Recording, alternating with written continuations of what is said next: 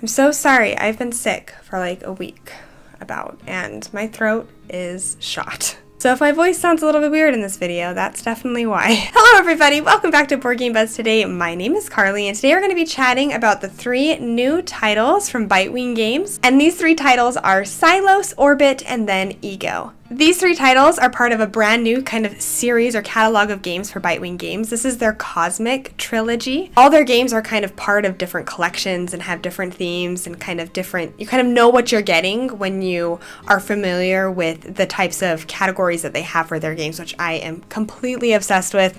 I wish every publisher would take note and kind of organize their games that way. It just makes my organized mind so happy to see it. But these 3 games made quite a bit of buzz when they came out. These are all designed by Rainer Knizia, 2 of which are actually redesigns of some of his older titles. Now Knizia kind of does this, right? He'll take older games, kind of rework them, maybe put a new spin on them, and kind of see how they land again. So that's what Xylos and Ego are. Orbit is actually a brand new one from him, which is actually a racing game. So because they were such hot titles, I decided we're going to do kind of a roundup video chatting about all 3 of them, kind of comparing them and what one is my personal favorite. So this is going to be a high-level overview of these 3 games. Again, very high level. Don't take this as any official how to play, just high-level overviews along with my thoughts on all 3 of them. If you are new to the channel though, and this is the first video of mine that you've seen, welcome to Board Game Buzz. We're so happy to have you here. If you wouldn't mind liking, subscribing, and doing all the good stuff to support me in the channel, I would really appreciate it. But without further ado, let's go ahead and dive into these 3 new titles from Bitewing Games.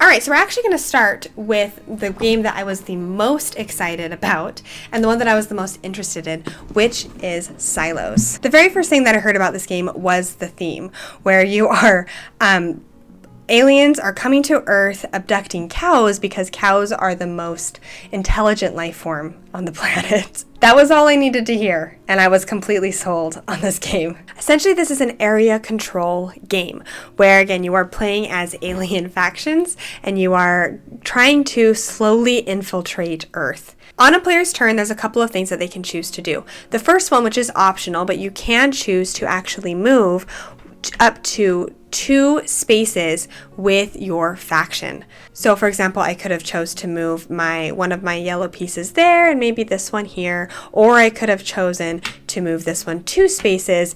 That's again completely optional, but you can choose to move if you want. Then the next thing that is not optional is then you have to have a card resolved, whether that is one of these cards, kind of the shared deck that people will be pulling from, or your personal cards. Now the difference between them is this shared deck is going to constantly be kind of churned through. When it's empty, it will be reshuffled, so you will always kind of have cards here versus your own personal cards, which are one-time use abilities. So let's take these for a pause. We'll set these to the side for a second, and we're going to chat really quick about the cards that are found in this deck. Also, we need to take a second and just appreciate the artwork and the humor that kind of happens throughout all these aliens disguised as humans. I fell in love with the artwork in this game. But here are some of the cards that can get resolved. So maybe let's start with UFO Advance, okay? So one of the cards that can get drawn is this UFO Advance, and you will, again, the card lays it out, you will advance the UFO to the next space. Now whoever has majority at that spot, majority and technically second as well, will be able to gain rewards. If you have majority, you will get a cow, which is what everybody wants. Everybody wants the cows. And if you have second most majority, then you will get the colored person that is there. Now you're going to ask, Carly, why are those important? Well, the whole point of the game is you are trying to gather enough of these that you can turn them in to get one of these tokens here. And that's actually what's going to trigger the game, is once somebody has collected 5 of these. Now what color people you get is actually really important, because in order to actually exchange them for one of those tokens up here is you actually need one of every single color, for the most part, one of every single color that's on the board. Now you do have cows, and why cows are nice is because they actually count as a wild, so you can substitute those for any colors that you might need. So that is kind of primarily why you are trying to get majority in certain areas, kind of set yourself up for when the UFO advances again, so you hopefully have majority so you can get that cow or that colored person as well that you might really need. So that's kind of one of the big things that you were going for, right? And kind of what happens when these UFOs advance. It is important to note that once these cards are flipped over, there's actually designated places on the outside of the board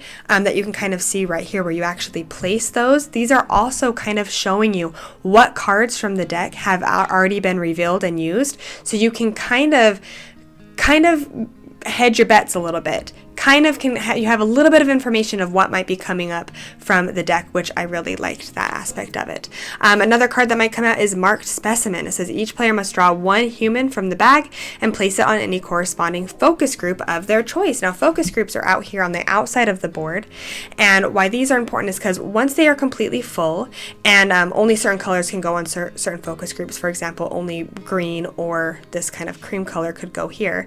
Once it is full, then basically what is it called? Is it just a focus, or is it a mind control? It's a mind control event. That's what it's called. When a mind control event happens, whoever has the most majority at that location will take 2 of those 3 people, adding it to their little people group that they're slowly collecting. And then the player with the second most influence in that area will be able to select the remaining one. Now, there are also some cards in here that allow you to activate powers. Either some of these zones or all of these zones are going to go through and activate, and all these zones basically help you in different ways. For example, the university actually gives you one of these, which I think these are probably one of my favorite components I've seen in a while. Little hats that actually clip onto your person, making them worth more points. So inherently, all of these people are just worth 1, but if they have a little university cap on them, then they're actually worth 1 additional point. So this is actually a 3 value placement with her. There's also a cowboy hat too that you can place on them that gives you a 0.5 additional bonus to your base power. Shopping mall is basically going to trigger a mind control event, so you will just start randomly one at a time, pulling people from the bag, placing them on zones until a mine event occurs. Town halls, where you actually can rearrange the turn order. The news station actually allows you to only actually have to have 3 different colors in order to actually turn it in for one of those emblems at the top of the board. So all the zones activate in different ways. There's some cards that you will only activate the zones that you currently have power in, or some cards that actually activate every single location no matter what. But again, you could choose to not take the risk, and you could just instead do your little powers here, which again, they're essentially the same powers, but it helps you because you know exactly what you're getting instead of just randomly picking from here. And once you do use them, then they are out for the rest of the game. Again, this is meant just to be a very general kind of overview. Hopefully that kind of gives you an idea of how it's played. Let's jump into my thoughts. I said from the very beginning that this was the one that I was the most interested in, simply because it was area control. Broke it open, we dived into it, and I fell in love with the theme immediately. I love so much about the theme of this. I love this little massive meeple that's going around, slowly picking up the cows, right? You're collecting the cows, collecting the people. I just think that theme is so fun, and I think it actually implements the theme really well, because this game was actually originally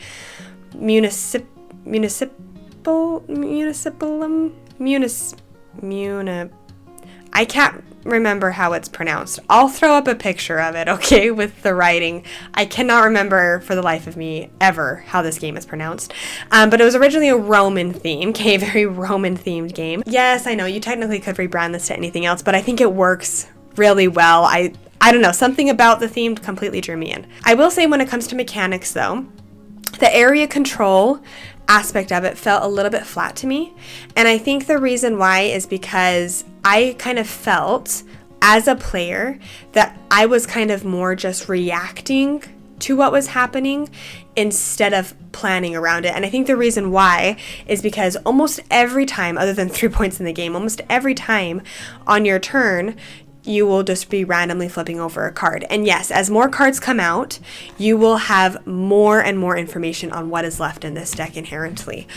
So that definitely is a bonus for sure. And I did really like that about the game. I liked how you did actually kind of have a little bit of an idea what was coming, but you still never really knew for sure. And even if you knew what was coming, let's pretend I knew for certain what this card was, there's the potential that that card just doesn't really help me as much as another one or a different one could. And again, you can make the argument of that's why these individual cards are here, right? But you can only really use them a handful of times in the game, only 3 times.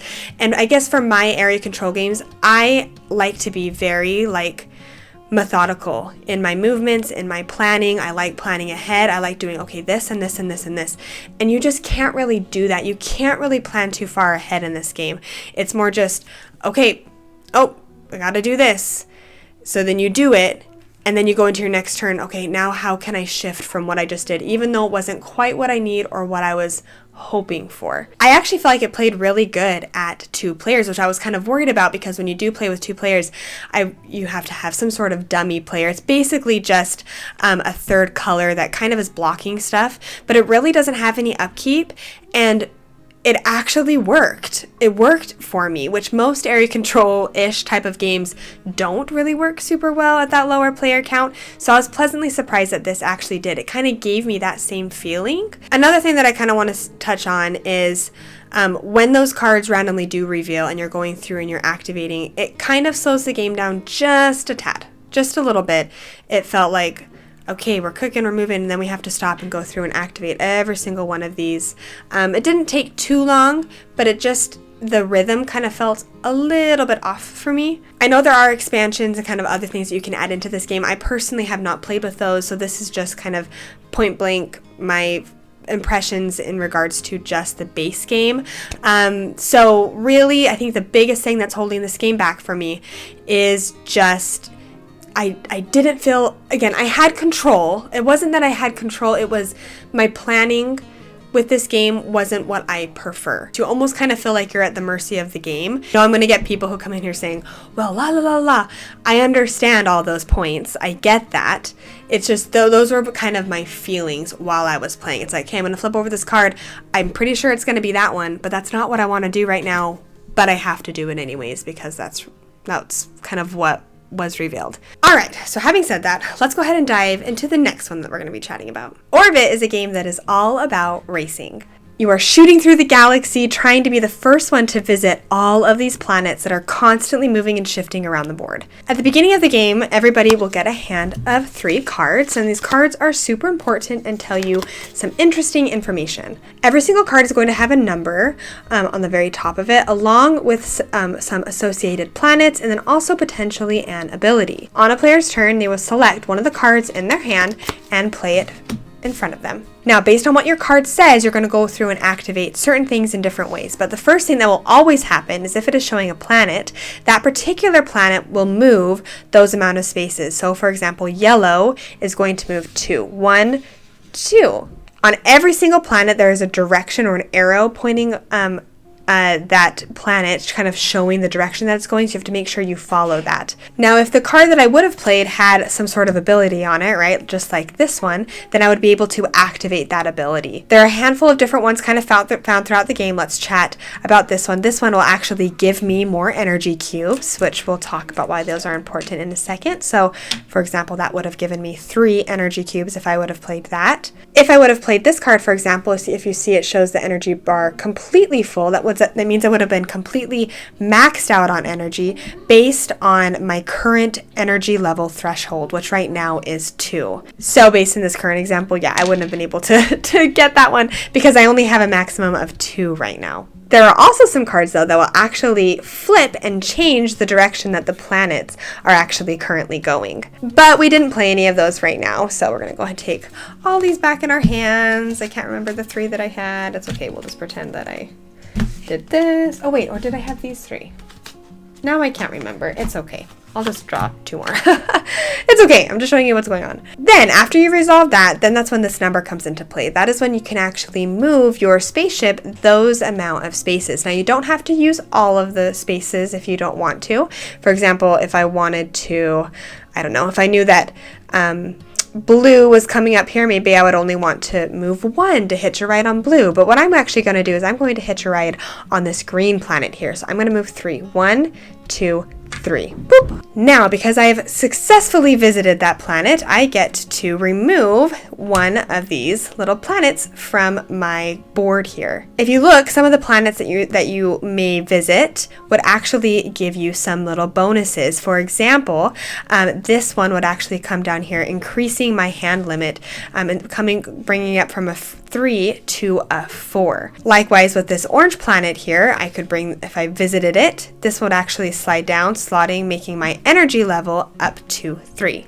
Now, why are these important? Well, at the end of let's talk about this card hand. At the end of every single round, you're going to refill up to your card hand limit. So at the beginning of the game, it would just be 3. But as you slowly build it out, you will slowly be able to get more and more cards into your hand, so you kind of are better suited or have kind of more say of what happens in future rounds. The next important thing, though, is your energy level. As you bring this up and you're able to collect more and more energy, on your turn, you can actually spend energy to move additional spots, basically help you get to where you need to go despite the number that might be on the card. On the card right now, but there are certain cards, this is a good example. So there are a couple cards that are found throughout the game that actually activate multiple planets with in different colors. When this happens, you will start from top to bottom, working your way down, activating each of the colors that are shown. So for this big one, where all the planets will move, you'll start with the brown, moving on to red, orange, yellow, green, blue, black, and then purple. As you are going through moving these planets, if you ever pass through somebody,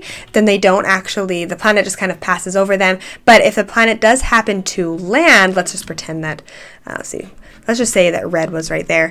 If this blue planet moved forward 1 space, red would actually hitch a ride for free on that one and be able to say that she's visited that planet. There also are certain kind of bonus tokens out here that as you collect them, again, if you collect them, you would use them to potentially activate bonuses or build out your little personal player board here in separate ways, allowing you to become more powerful.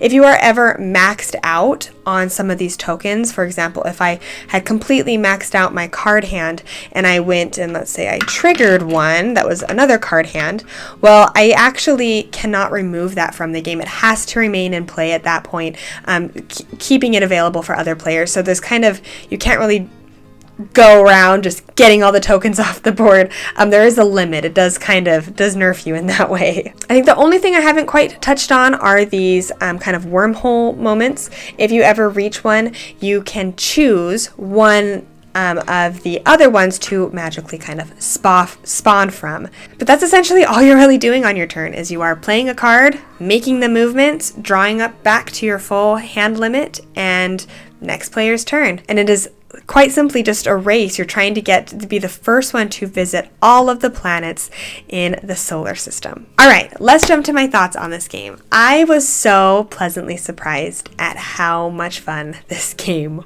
was. Just simply from the cover alone, I kind of assumed this would be a bumper cars type of feeling, but in a board game. And it actually kind of gave me that. Not so much like the bumper aspect.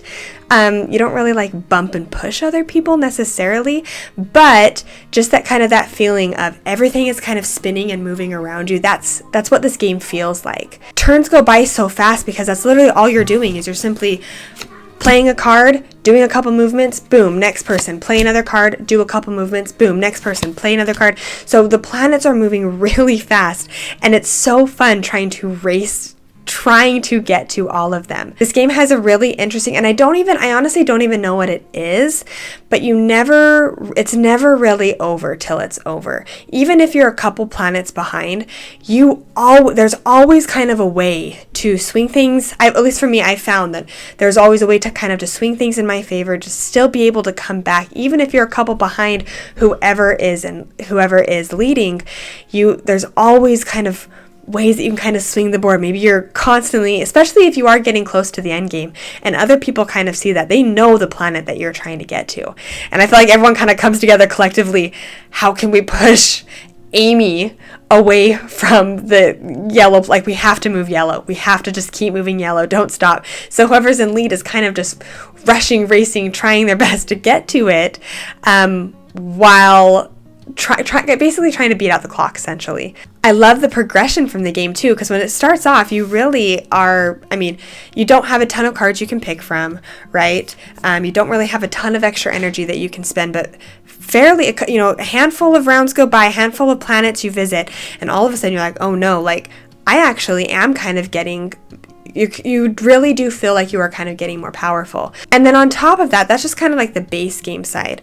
When you flip it over and use the other side, there's actually kind of more interesting little twists, little things that get added that actually do kind of ramp up the complexity level I was not expecting for this game. Now I have to apologize here for a second. I actually got the expansion with this game, so I don't quite know I don't think the base game naturally comes with the expansion, and I know that something that is kind of interesting is that there are cards that are included in this game that actually are meant to work with an expansion. So I find that a little bit odd that a game would come with cards that's meant for an expansion that doesn't then offer the expansion immediately. Like, why were the cards offered in the base game and not the expansion? I don't know. That part kind of felt a little bit weird to me, but mine actually came with the expansion, and I really liked the additions that the expansions brought. I think everything that's additional to this game just kind of ups that complexity level just enough that really had me really pleasantly surprised. And then on top of the expansions, actually there are a handful of kind of different ways to modify or change the game based on how you're playing. For example, there is kind of like a modified 2-player version that you can play. There's even a 4-player, what's it called? It's officially called 4-player partnership variant. So essentially when you're playing with 4 players, you can play the game as a normal competition, or the partnership variant, which again, all the information comes in the game. So there's just lots of kind of different ways to mix and match. There's the Nebula expansion or module that it actually increases the planet's speeds. So there's just a lot that you can kind of throw into this game. And for a racing game, it worked really well for me. Now, I know a lot of people compare this game to El Dorado, which it's honestly been so long since I've played El Dorado. I really don't want to compare it, because I don't think it would be a fair comparison for me, just because it's been ages since I've played El Dorado. But just point blank, just for a racing game, I think this does a fantastic job at being approachable and feeling like a great race game. You really can play this game with anybody. I was able to sit down with Addie and Jamie, and we were able to just sit down and play this game, and we had a blast doing it. It leads to those crazy moments of you're constantly racing, you're constantly trying to get to it while they're always moving. It kind of feels almost like, what's that? What am I thinking? What's that show, like Tom and Jerry, kind of, how a little bit, how you're Tom always kind of trying to get to Jerry. You're kind of racing constantly throughout the game, trying to be the fast one. I will say a little bit of a nitpick in regards to production is the brown planet. I struggled with the brown planet and the black planet. So it's pretty obvious just looking at the cards, right? But if you don't look at the cards, like there are some times where it is referencing, especially if you have a planet that has like 2 of them, and one of them is that black or brown one. I know we just had a card. Now I won't be able to find it. I couldn't quite tell if it was the black one or the brown one. Very small, very minor, but it was just kind of annoying. Like, okay, so here's a good example. I don't know. The only reason I know it's brown is because I'm looking here. The symbol itself just wasn't enough for me, and I kind of found that slightly frustrating. Or even here on the main board, like it's just slightly enough different, but I wish it just would have been more distinct. Again, that's kind of more of a nitpick. So, all right, with that out of the way, let's go ahead and dive into the last game. I'm going to be honest here, out of the three, this is the one that I was most terrified to learn because I saw this image and I was immediately terrified. The amount of symbols and the way everything was laid out, I think it is going to intimidate a lot of people. Having said that, it's actually a very easy game. I'm actually just going to kind of run through how the first beginning part of the game works, and it will actually completely explain what is happening. Essentially, in this game, you are playing as space adventurers, kind of. This takes place super far in the future where humans have populated Mars and Jupiter and all these different planets, and we're coming together because we have found new life, new alien forms. So we are coming together as a group, going out and trying to get on the good side of all of these aliens that we have discovered. Mechanically, what's going to be happening though is you have this little space ship, which is amazing, by the way. I absolutely love it. And you'll be slowly going through these boards, left to right, top to bottom, activating each spot all the way until you get to the bottom. Like I mentioned before, I'm just going to kind of run through very generally what's happening in this first zone, and the rest will completely make sense. So, very first thing that's going to happen is everybody's going to claim one of these cards, these cards. You're going to pick one of these tokens from the bag. They are double-sided. You definitely want to keep them face down so other players don't know what you have, and you're going to set that beside you. And then you will also get a hand of 5 cards. 1, 2, 3, 4, 5. Wow, that really did not help me a lot, but oh well, it's fine. Once everyone has done that, then you move to the next spot. Boop, easy peasy. And this spot is indicating that players can trash 2 cards from their hand in order to draw 2 new ones. So you know what? I'm going to go ahead and do that. I'm going to take these 2 cards, get rid of them, and try drawing 2 new ones and see if that helps me a little bit. Oh, it does. It actually does help me. That's great. Boom, done again. Then we're going to move the spaceship. Every single time the spaceship stops on one of these spots, though, that has a little upside down yellow triangle, that is indicating kind of like the push your luck element to this game.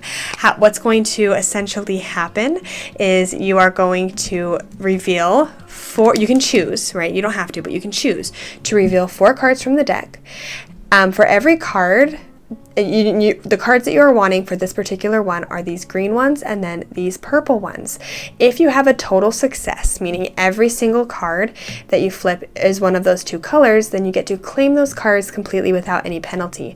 However, if just one is wrong, then it's considered a partial success, and you will actually get a little negative some negative tokens because of that. So here you go. We angered a couple aliens. You definitely don't want these because at the end of the game, these are partially what are going to be scored up. They can even be worth all the way if you have 11 or more. You could be facing negative 40 points for these. If you have up till 5, they actually won't hurt you that much. If you actually have 0, it'd be a positive 20 points for you at the end of the game, but it could go all the way to negative 40, so you definitely don't want those, okay? But you know what? I'm going to go ahead and do it. I'm going to do it just to kind of show you guys what's going on. So I'm going to risk it, and I'm going to flip over 4 cards. It is kind of important to note that this is labeled as an auction game. I would definitely present this to people as a push your luck and bluffing game. That's what it feels like to me. Yes, there is auctions that happen. I think it's way more push your luck and bluffing though. That's how I would present this. I don't know. That's just the way that I would introduce this game, because this is why. It has this push your luck element, which again we are utilizing right now, and we are choosing to flip over 4 cards from the deck. Now, if you look, 2 of my cards are actually in line with what we were going for. These pinks are actually wild, so they count as any color that you want, but unfortunately 2 of them were not what we needed. So we're going to put those 2 back, and because we got a partial success, we will face a little bit of a penalty because of that. However, the cards that we did pull that were a part of what we needed, we actually get to keep those and retain those for the auction that's going to happen in a second. After every player has had the chance to either accept or decline doing that, then the spaceship will move again. Now we go on to prepare, which is super easy. Everybody just grabs another card from the deck. Great, perfect. Then the spaceship moves again. Very simple. See how kind of quick and easy this is? This is kind of the bigger part of the game though. This is where the auction happens. when the auction happens, players will take turns playing down cards in front of them. And basically how it happens is whoever's the next player has to beat the amount of symbols that I have on the table. So right now I just have 1. So then going on to the next person, they would have to put down 2, either in this particular example, purple or orange cards in order to beat me. And it would just continue going on and on, kind of players continuing to push, continuing to lay more and more cards on the table, or just choosing to stop. But whoever goes out first has to pick the highest number of token right here, which would be this one.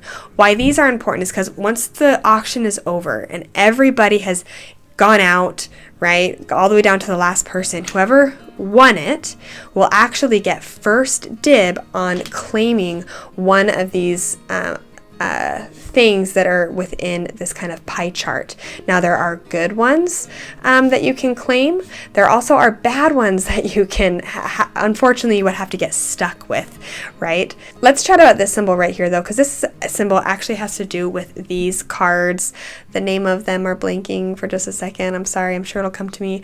But these just essentially give you either one-time bonus abilities. Okay, so if I claimed this card, I would be able just to immediately draw 3 cards from the deck. Some of these give you kind of one-time use abilities that you can use, but also some of these give you actually cards just to your hand that are really souped up. As you can see, this black here is actually worth 3 black icons versus this one that is just worth 1. So these are actually very beneficial. And why these are particularly really good is because if you do hold on to these at the end of the game, partially one of the things that you can score up are sets of colors. So if I got this card and held on to it, this card would be worth 5 points for me technically at the end of the game, which can be a lot. So once the auction is done, everybody has claimed it. Another thing I didn't mention is if you are playing at lower player counts, there actually are things that you will cover parts of these auction with just to make it a little bit more competitive at lower player counts. That's something to be aware of as well. But now let's pretend we're done with the auction. We're going to go into this final kind of first leg of our journey here, which is a bonus. Everybody can just pick one, go ahead and grab it, and then you would move on to this market system. Now, in this game, you will always start with the solar system and then you will end with the arrival. There are 3 boards that will be laid out, but the game actually comes with 4 of them. So you can actually mix and match. Let's see if I can show off the other one here. Boop, right here. So this is the other one. So again, it will mix and match. It actually drastically changes your game based on the order that these 3 solar systems come out. So that's something just to kind of be aware of, as it does have a little bit of variety in regards to that. So now that you kind of know the symbols from this first solar system, the rest should kind of feel pretty self-explanatory. The only really big thing is, well, first off, this sinister system, as you can see, is very mean, especially with this auction. Basically, you don't want anything in the auction. It's very negative. But when it comes down here, and even I think it actually is on, yes, it is on this one too. There is an auction that has these symbols or these little triangles in the base of them. That means that it's actually a hidden auction game. So everybody will under the table, they will decide the cards that they want to put in at that auction. Everybody will reveal at the same time. If there are any ties, that's where these top numbers come into play, are for those ties. So hopefully that kind of gives you an idea of what is essentially happening. You'll just continue to move through, collecting cards, potentially pushing your luck with these little triangles. Oh, and that was another thing I didn't mention really quick. I'm sorry, I'm kind of all over the place. It's getting late. But with these auctions, you do have a choice or an option to push your luck in the auction. So if you realize, hey, I'm not going to have any cards, I'm going to go for it and I'm going to try to push my luck. But again, you may potentially get some of these reckoning symbols as well. So there are many different points in the game where you can push your luck, try to get some more cards or try to get the cards that you need, and hopefully not face too many heavy penalties because of that. By the time you get to the end of the game, there are a handful of different things you will score up for. Again, we mentioned the reckoning cards along with the sets and different other tokens that you can turn in to try to get endgame points, and whoever has the most points at the end of the game wins. I mentioned before how when I first saw this, it very much overwhelmed me, and it did. But once I sat down and I started playing, I was like, okay, this actually isn't super overwhelming. I can do this. I've got this. And so I started moving through it, and I kind of, that push your luck element, I realized really early on was actually a bigger part of the game than I anticipated. I think I've already mentioned this in the video, but I would absolutely introduce this to people as primarily a push your luck game, because that's what it feels like. There is a heavy amount of luck in this game, not only with the, you know, little push your luck elements that you can do, but also just inherently the cards that you draw. You have no idea what card you're going to draw. Sometimes you draw a hand that just completely sucks and that you know isn't really going to benefit you too much a handful down the road. So the only thing you really can do to mitigate it is to do a push your luck kind of turn and randomly flip over 4 more and hope that one of those works. If me saying that stresses you out, I think you're going to know right off the bat if this is a game for you or not. I think out of the 3 that we've talked about today, this is going to be the most divisive, and it definitely has the most luck factor to it.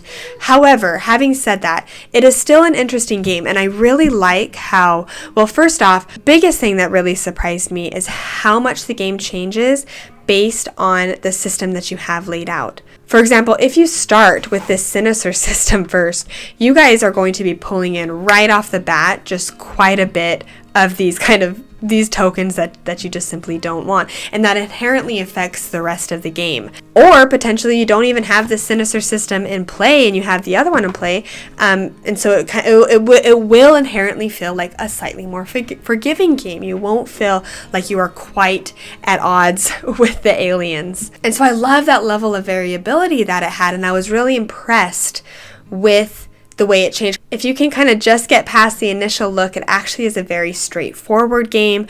The icons, everything is actually very, very clear. And I think some people will just absolutely fall in love with this game. For me, because it was very swingy, I almost wish, again, it wouldn't have worked because of this collection, but I almost wish that the theming would have been a little bit lighter to kind of also support the level of kind of luck and lightiness that almost kind of feels like the game is. It almost kind of feels like the theme and the gameplay don't quite match up in my brain.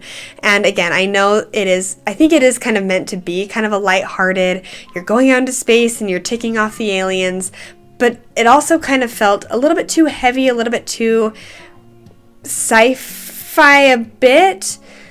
And because the gameplay was actually quite a bit lighter than I was expecting and way more luck-based, I almost wish the theme would have been different. I think it almost would have, in a weird way, I think it would have improved my thoughts and ratings on it, because there was just a bit too much luck that I personally usually like in games. And normally games that have a high amount of luck, usually they have to be fairly light for me to enjoy them.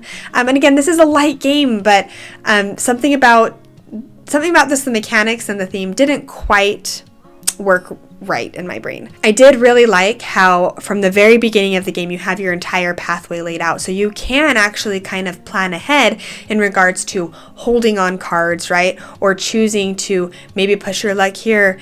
Maybe the certain colors might not benefit you for a couple round, but for a couple kind of movements, but it will help you maybe on that 3rd or 4th movement, right? So I like that level of planning, which I typically like in my games. I typically like having some sort of plan and kind of working towards it. So this gave you that. It gave you that pathway right off the bat that you can sit and look at and say, okay, I know exactly what is going to be happening, and I can take this loss now because I can get rid of it later type of gameplay.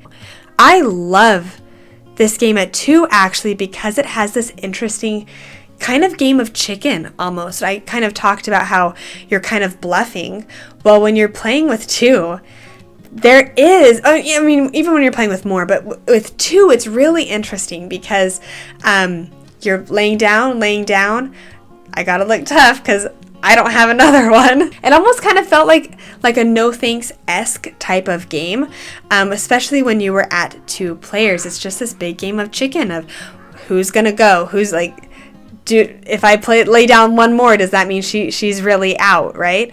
So I really liked that level of interaction. All right, so hopefully that kind of gives you a little bit of an idea of kind of what these 3 games are offering and my thoughts on them. Let's kind of come down to my final thoughts and ratings on this game. Maybe for like suspense, should we hide everything? Let's hide everything. We're gonna set them down, and I'm going to pull them up one by one and talk about that. So in 3rd place, still a good game, but my 3rd favorite from this new trilogy from Bitewing Games is Ego. Honestly, after kind of discovering that this was a push your luck game, I thought this was going to be quite a bit higher, but for me, it just didn't quite land as much as I was thinking that it would. And for me, I really think it just comes down to the luck factor in this game. And I wish there was a way I could know how to explain it, because there are lots of push your luck games that are completely luck based that I love and that I adore, but this one just didn't quite hit right for me. It almost felt like it could be a party game if it was rethemed and looked a little bit different, almost. But then there are other parts of the game that also feel like you know what, this could kind of be a crunchy game, but there was inherently still just quite a bit of luck. However, having said that, I do think that some people will really love this game. That is just something that I would preface right off the bat before even teaching this game, is I would say, okay, are you okay with a fair amount of luck? So having said that, I'm going to be giving Ego a 6.5. Not a bad game, it's just not one that I would recommend. I would kind of recommend it, but with a really heavy caveat just in regards to that luck factor. Coming in at number 2 though, which is interesting because this is the one that I was the most excited about, is Silos. Again, area control, normally my jam. So when I first heard about this, I just really thought, okay, you know what, this is it. The gameplay was fun, and I actually did like it a decent amount at 2 players. I guess I just personally prefer in area control games to kind of feel like I have a little bit more of a say of what is happening on the board. I felt like it was a little bit too much reacting to what's happening on the board. Again, you can set yourself up a little bit, don't get me wrong, and that is kind of the game, is like trying to figure out how to do that, but I just felt the feeling that I got while I was playing it was I was just reacting instead of pushing the game forward. I'm coming with Silos at a 7 out of 10 though. I was really hoping this one was going to be higher. I was anticipating it being an 8, and it just didn't quite land that hard for me, but it's okay, still good. Surprisingly, my favorite though is the new one from Rainer Knizia. He just keeps getting better. So Orbit. No, I really enjoyed this racing game. I really love the scaling. I think that's probably what surprised me the most. Was the first time I played, I was like, oh, okay, you know what, it's a fine game. But then you flip it over, and then you have kind of the other modules that you can mix in, and it really kind of makes it slightly more complex. And I like how, even if you're playing with lower player counts, sure, the planets might not move as quick, but they're all still moving. That was one that I was kind of nervous. I was like, oh, if we played at lower player counts, will the board still feel the same? And it does. Again, I still kind of prefer it with more people, but I would be happy to play this with lower player count as well. I'm actually going to be giving Orbit an 8 out of 10. I really liked this one a lot. It was one that kind of I wanted to keep diving back into. It was one that was easy enough. I could play this with my kids. Jamie needed a little bit of help holding the cards and kind of walking through, but even he was able to play. I absolutely love Orbit. I think it's a fantastic game. I would definitely recommend. Again, I would actually recommend all of these games. Ego especially, though, I would just make sure to put that caveat on. Having said that, I think this is a fantastic series from Bitewing Games. I am really excited. I mean, Bitewing Games, they are quickly becoming one of my favorite publishers of all time. I think they are fantastic people. Absolutely love them over there. So I'm always excited to see what they come up with, and I think they did a great job with this series. Thanks so much for watching this video today. Again, if you are new to the channel and you've never seen any of my videos before, please please subscribe. It really helps me out. But until next time, I hope you have a great rest of your day, and we'll see you later.